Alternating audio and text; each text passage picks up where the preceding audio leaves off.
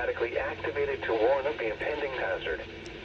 Tests are normally conducted by NOAA's National Weather Service every Wednesday between 11 a.m. and 12 noon. When there is a threat of or existing severe weather in the area on Wednesday, the test is postponed until the first good weather day. Reception of this broadcast and the warning alarm will vary from place to place.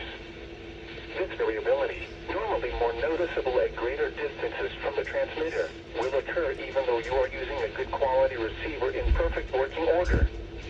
The warning alarm will be activated for watches and warnings affecting the following counties: Christian, Dade, Dallas, Douglas, Greene, Laclede, Lawrence, Polk, Stone, Taney, Webster, and Wright. This has been a test of the NOAA Weather Radio Warning System. We now return to normal programming.